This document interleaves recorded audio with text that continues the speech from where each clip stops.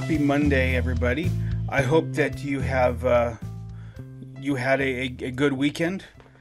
Yeah, I know for many of us, waking up on a Monday morning is pretty difficult. We have the work week ahead of us. The weekend just wasn't long enough.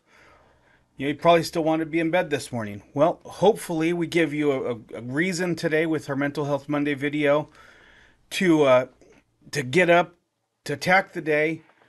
Maybe you're listening to this later in the day, and I hope you had a really great Monday, and this gives you the motivation to attack the rest of the week.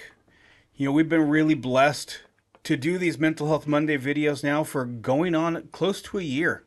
I mean, I can't believe it, and I thank you for those that have watched and interacted with us, whether through these videos or our live Q&As that we had been doing, or through our seminars, or even some of you that have come in for counseling. We thank you so much that you have entrusted us with even just a little bit of your time on a weekly basis. It really means a lot to us. We've had some really amazing stories that we've heard, some great testimonies what God has done. And for me and for Abby, that really is what brings us so much joy and so much life. And so thank you for sharing your stories and your testimonies as we've come on here on a weekly basis and shared with you what God's put on our heart. And that really means a lot to us. And one of those questions that we just got was, well, why wasn't there a Mental Health Monday video last week? Well, if I'm being honest, in the past I've told you that we have to make sure that we have our priorities straight and that we have things going in the right order and keeping things in balance. Well, you know what? This last week we had some technical issues that, I got a new computer that we're trying to work out. I was having issues, but also, in all honesty, my daughter's been in town from Tennessee and wanting to make sure that I invest in that relationship. I invest in that time because I don't get much time with her. So I hope you can forgive me that I didn't put a video out last week because I spent that time with my daughter. And so if I didn't do that, as much as I wanted to put a video out, and we tried, believe me, we tried, but this computer, and as the technology goes along, I start to feel like, the joke of the grandparent who can't figure out how to program the VCR, and that's probably even dating me there. Technology is starting to get above my head and above my pay grade. So believe me, I tried. It didn't work out.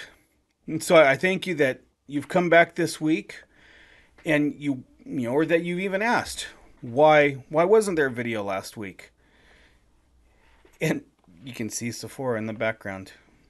She's going to probably steal the show, but I'm going to continue on with this. So I thank you so much for your investment in us and in this ministry and your investment moving forward. Now, you might also say when it comes to like our live Q&As, I haven't seen one of those in a while, and you're right, you haven't.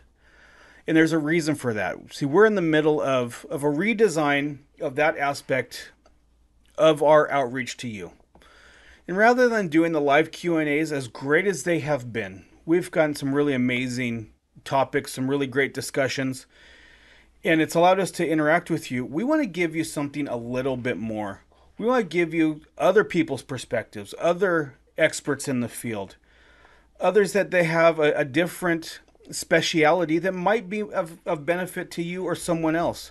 So because of that, we're going to launch here in the coming weeks what we're going to call Mental Health Live. We envision it like a, many would call it a podcast, but I envision it, because I'm a little more old school, like a mental health monthly talk show. We're going to have an hour discussion with different experts, different individuals, even just different people who have, different concerns or questions. And we're going to do this to benefit you, to help you, to expand our understanding and our knowledge of the field of mental health, especially as a Christian. Because that's something that really, mental health, psychology as a Christian is something that has been, kind of taboo. I remember growing up, and there's many churches out there today that still say psychology I mean, we can't touch psychology. That's evil. No, actually, it's not. Let me explain here a second. Okay, psychology and theology go together. You can't have one without the other. Here's what happened.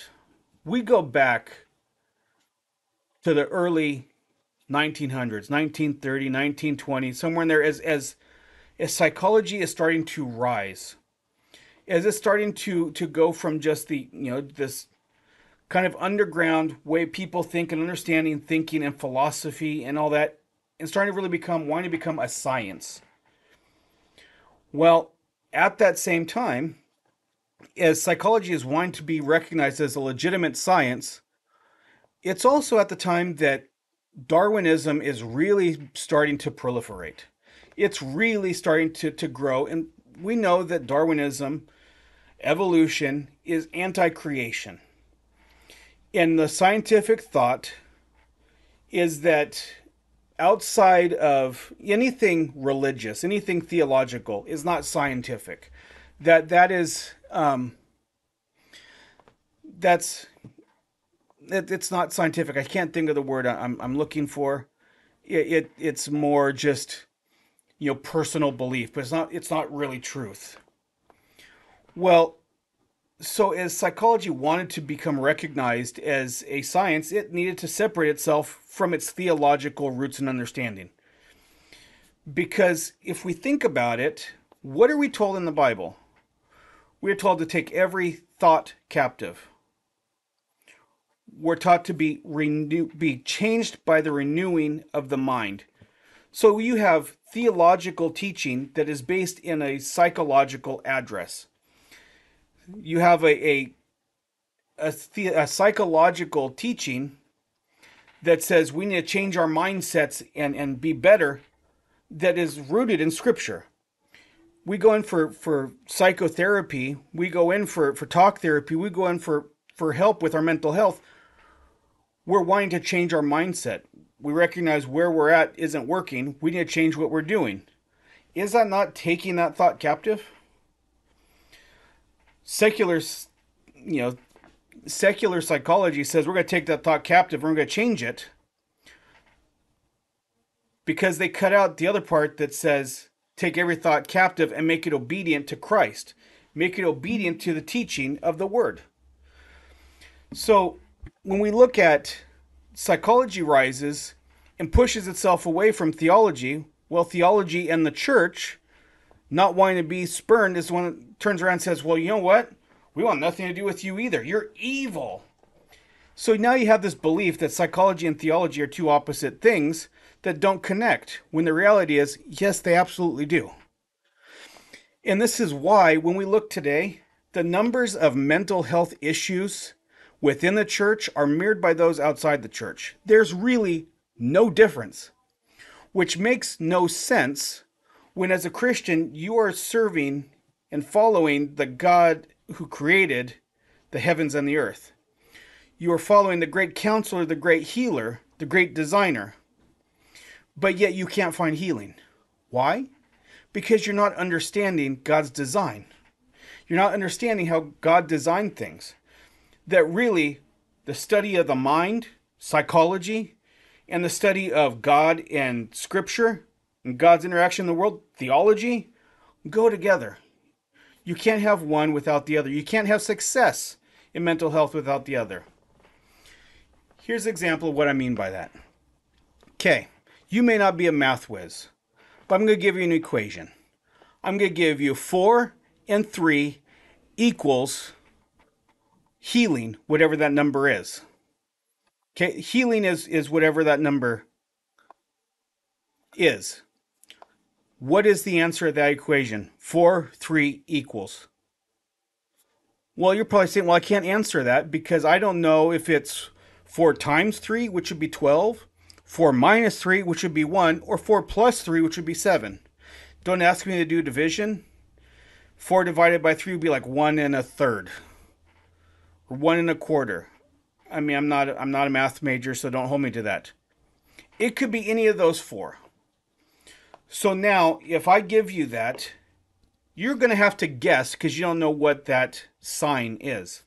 You have a 25% chance of guessing correct what the number that equals healing is. That means you have a 75% chance of getting it wrong. And you get it wrong, you diagnose wrong, what's going to happen? It's going to cause more issues. This is what happens within secular psychology, in secular mental health, where it says, okay, we have these, we're going to diagnose it as this, and we're going to get it wrong 75% of the time. And then we're going to have to re-diagnose. And now we have 3 other choices, and so our odds are a little bit better, but I still have a 1 in 3 chance. Okay, and I get it wrong again. Well, now I have a 50-50 chance. But now you've caused more damage. And this is why mental health is such an issue. Because there's a lot of, you're trying to solve an equation without having all of the parts of the equation. See, that sign, the plus, minus, multiplication, division, that is theology when it comes to mental health. That is what filters and informs what the answer is. 4 times 3 is 12. See, theology gives you that so you know what the answer is. The problem is when we take that sign out of there and we try and chase the answer without that, you're not getting the answer. And on the other side, we try and just have the sign, but you don't have the numbers. What are you trying to fix? How are you going to try and how are you going to fix that without having all of that understanding of the way people think? What holds them captive? As the mind goes, so the person goes. So, as a Christian pursuing your mental health, you need to understand the way you think, the way others think, and what Scripture says about how we think, how to transform our mind, how to operate, how to walk without being anxious, how to overcome depression. Understanding the way God designed us and our mental health. Now remember, we're designed holistically, like a symphony, in symphonic Christ-likeness.